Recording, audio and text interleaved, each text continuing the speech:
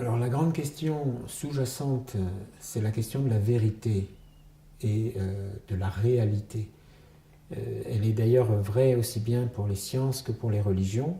Est-ce que la science atteint la vérité ou pas? On aura l'occasion d'en reparler, je pense.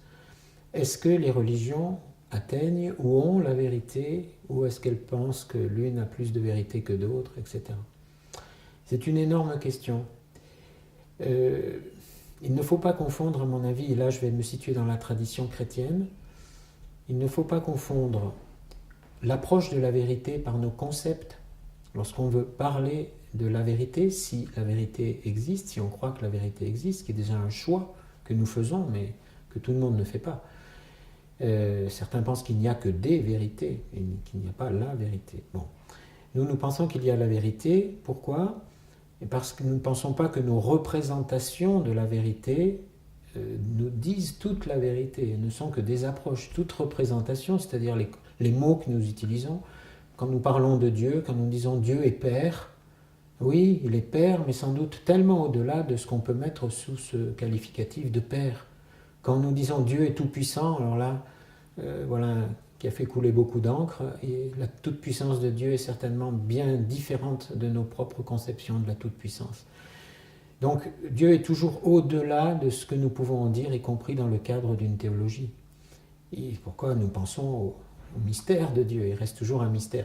Non pas ce qu'on ne peut pas comprendre, mais ce qu'on n'aura jamais fini de comprendre. Ça, c'est la définition du mystère. Mais en christianisme, la vérité n'est pas une représentation, n'est pas un modèle, n'est pas non plus un beau discours.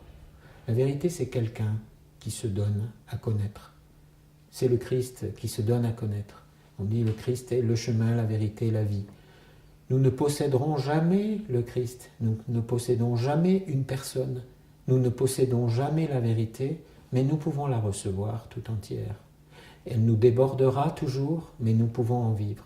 Et en ce sens-là, je ne peux pas dire que toutes les religions se valent au sens de toutes les religions nous donneraient simplement une approche de la vérité.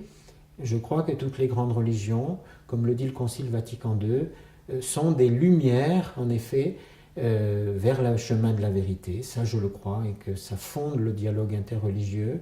Mais je pense que lorsqu'on conçoit que la vérité est une personne et non pas une théorie ou une théologie même, à ce moment-là, je pense que le Christ est vraiment la vérité, le chemin et la vie. Et ce n'est pas une revendication de supériorité du chrétien, pas du tout.